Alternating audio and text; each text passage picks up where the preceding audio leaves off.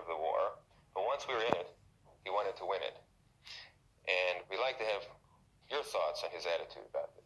Well, I think, a number of us had that same feeling. And I think that what Duke felt was what I felt at the time, and that is the great immorality of the Vietnam War was for our government to be asking young men to give up their lives in that war when the government had no intention of winning it, because they were afraid of what might follow that might be worse if we tried to win that particular war. And as I say, I think that was the great immorality. I think Duke felt the same. When he made the Green Berets, there was something more going on in Hollywood at that time than just whether people weren't in favor of the war. I remember that we'd call the theater, when the picture first opened, it opened to reserved seats, like a play would be. And Nancy and I couldn't get tickets to it. And we'd call the box office and say, has anyone turned in their tickets or anything that we could? And we couldn't. And finally, we called someone else that was supposed to be in charge of the tickets and found out that there were tickets for any night you wanted them. It's my Larry Stevens bracelet. But I have to say, I did wear more than this. I had several that I felt that I had to kind of change off on because there was another naval officer that was shot down that was, it was his widow. She didn't know he was shot down. She thought he was missing in action. Not this one's wife, but this other one that back in the very beginning of the families coming together to form an organization about this. And this was Mrs. Hanson.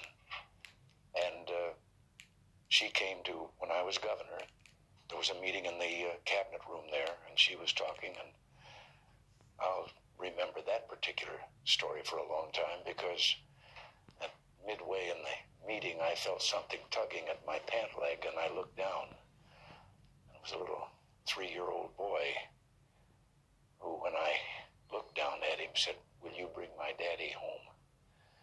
Well, then a naval officer returned who was able to tell her that he was not missing in action. He was dead, as was Larry Stevens. And they are now married. They subsequently married this officer who came home. And Todd, the little 3-year-old boy, is now a naval officer himself. Went to Annapolis and all. But, yes, Duke felt very strongly about things like that. And I didn't know as much as evidently he knew about the Larry Stevens case. But as I say, I had several of these from family members, and I used to try to get in some fair wearing of all of them. Let's say, we found some old news footage of Andy Devine introduced you at a political party that you and Duke both attended.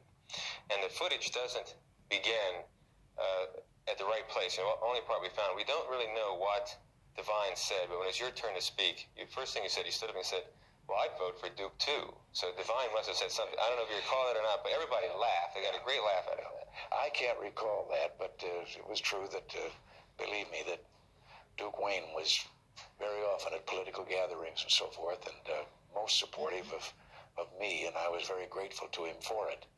And he was typical John Wayne when things happened, for or against. I remember, however, a meeting, and this was before politics for me, but back when I was president of the Screen Actors Guild. And this was at a time when there was a great communist infiltration of the motion picture industry. I don't think very many people are aware of this, that it really was, and it wasn't just something that a few of us dreamed up. The FBI was very much involved in it, and there was no question but that on orders from the Kremlin, it was to try and get control of the product of the motion picture industry, because at that time, Hollywood pictures took about 90% of the playing time of all the screens of the world.